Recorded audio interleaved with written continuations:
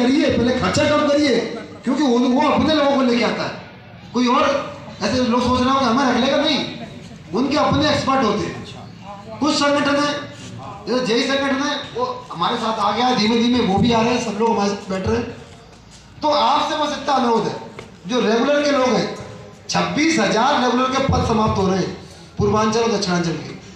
लेकिन जब छटनी होती है तो ऐसे नहीं होती कि भाई निजीकरण उनका हो रहा है तो छटनी सिर्फ उन्हीं की होगी, नहीं। छटनी होती है सीनियरिटी वाइज, सुप्रीम कोर्ट का नियम है कि जो सबसे लास्ट में आएगा वो सबसे पहले बाहर जाएगा।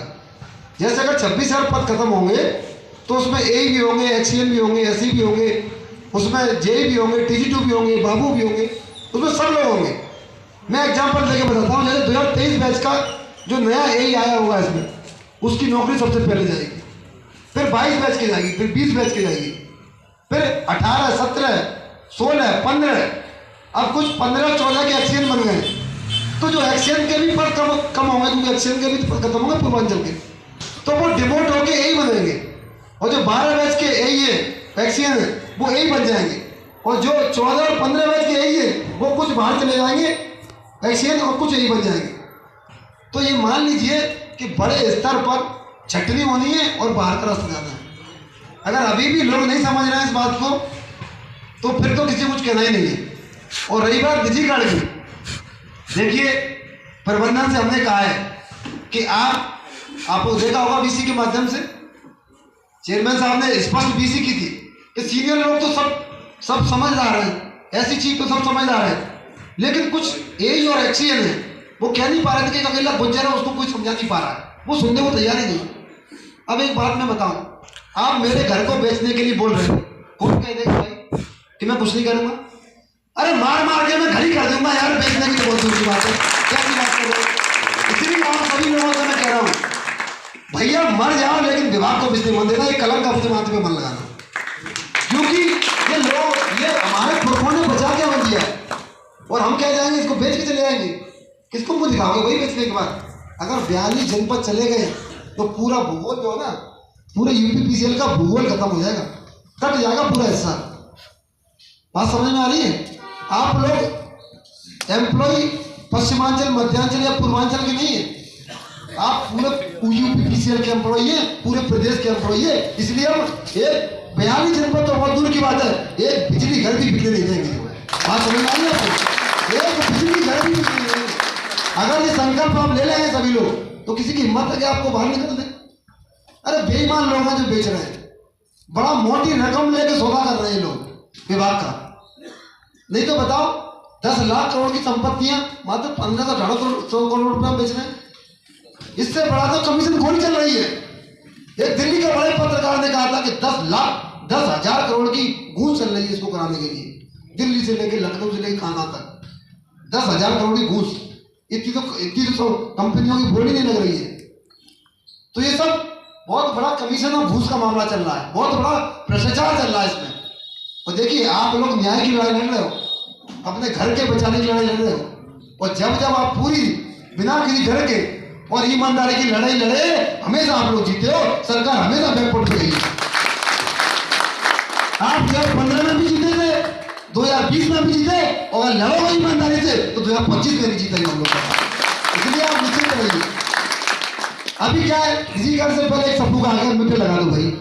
ये मीटर लगाने की कंसेप्ट कहाँ से आई है? ये कंसेप्ट आई है प्राइवेट कंपनी से।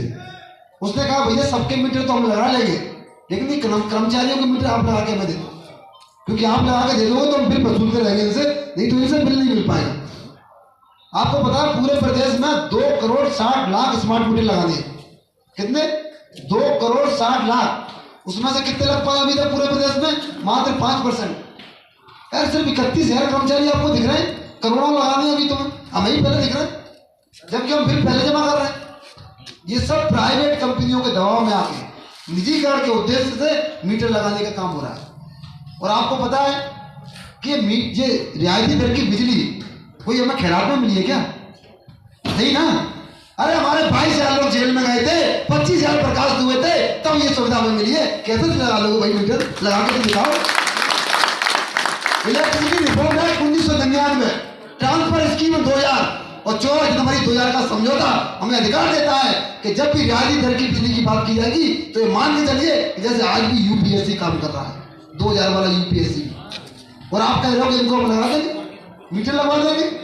अरे हमारी रियायत की दर की बिजली क्या होगी, पहले उसका गजट तो करो। 2000 में गजट हुआ था रियायती दर का, आपने देखा होगा जो मीटर का ऑर्डर है उसमें सिर्फ ये लिखा है कि सरकारी कॉलोनी और सरकारी आवास, उस पर कहीं भी विभागीय कॉलोनी और विभागीय आवास नहीं लिखा है, LMB 10 नहीं लिखा है उस पर। आप पढ़ के देख लीजिए ये क्यों नहीं लिखा, जबकि प्रबंधन तो जानता है सब चीजें, उसे पता है कि कानून इलेक्ट्रिसिटी एक्ट का उल्लंघन करने का अधिकार भारत के राष्ट्रपति को भी नहीं है, ये तो चेयरमैन एमडी है।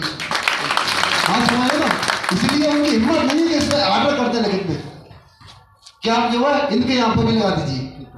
पहले उन्हें बतानी पड़ेगी कि हमारी रियायत कितनी रहेगी जो हमें एक्ट में दी गई है, और वो बता नहीं रहे, वो सिर्फ BC के माध्यम से प्रेशराइज कर रहे हैं कि भाई इनके यहाँ मीटर लगवा दो, सबके यहाँ मीटर लगवा दो। आप सभी लोगों से अनुरोध है और मैं आपसे अपील कर रहा हूं, मैंने पहले भी कहा है, मीटर के बारे में अगर गैर कानूनी तरीके से अगर जबरदस्ती मीटर लगाएंगे तो हम उसका पुरजोर विरोध करेंगे। हम जो है किसी भी कीमत पर ना मीटर लगाने देंगे ना मीटर लगाने किसी के यहाँ पर। बात समझ आ रही है, मीटर बिल्कुल नहीं लगेगा। मुरादाबाद में हम लोग गए थे, कुछ लोग बोले सर कॉलोनी मीटर लगा गए, हमने कहा कोई दिक्कत नहीं, अपनी संपत्ति है, आप बड़े प्यार से बड़ी ईमानदारी से एक संघर्ष समिति के लेटर पे आप लिखिए ऑलरेडी महोदय जो मीटर लगाने आया उसको सब लोग साइन करिए उसमें, क्योंकि 2 करोड़ 60 लाख मीटर लगाने हैं और जनता के लिए मीटर उपलब्ध नहीं हो पा रहे हैं। सबसे पहले मीटर जनता की सेवा में लगा जाए, उसके बाद जो सरकारी कार्यालय है, जो पुलिस चौकियां हैं, जो सरकारी विभाग है, उनके मीटर लगाए जाए। और जो हमारी सुविधा है LMB 10 की, वो सुविधा क्या रहेगी, हमारी रियायत क्या रहेगी, उसका हमें गजट देना है, उसके बाद हमसे बात कर लें, उससे पहले हमारे पास झटकाने नहीं मारता है। बात समझ में आ रही है आपको। और जो मीटर लगा गए वही लेटर के साथ सम्मान के साथ बिना छेड़छाड़ के बिना तोड़ फोड़ के प्यार से मीटर निकाल के अपनी संपत्ति बोरी भर के दे आओ, ये सब वापस। बात समझ में आई कि नहीं, 13 मीटर तुझको और पड़ता, खत्म। समझ में आई बात, भैया प्यार से दे आओ बिना छेड़छाड़ के, क्योंकि उसका उपयोग अच्छी जगह हो सके जिससे वो खराब ना हो मीटर। तो आप सभी से अनुरोध है, एक नया शब्द का और ला रहा है फेस वाला, फेशियल कवरिंग नया कंसेप्ट आ रहा है, फेशियल चल रहा है आजकल जो। अरे फेशियल कोई मतलब इन सब चीजों का, अरे हम अपना चेहरा दिखाएंगे अपनी बीवी को, भाई तुम्हें क्या दिखाएं, सी बात है कि भाई चेहरा दिखाओ, हमें क्या दिखाए भाई, किसको दिखाए चेहरा अपना। और फेशियल जो है वो हमारे लिए नहीं ना, अगर आपको फेशियल लगाना है तो उससे पहले हमें एक मोबाइल दे दो जिसमें हमारा चेहरा दिख पाए, कम से कम 20,000 का एंड्रॉइड मोबाइल दे दो, उसके बाद उसमें एक सिम दे दो, उसके बाद डेटा का रिचार्ज करा दो, उसके बाद हम फेस दिखा दें, क्या दिक्कत है, क्योंकि ना विभाग कभी मोबाइल देगा ना कभी हम फेस दिखा पाएंगे।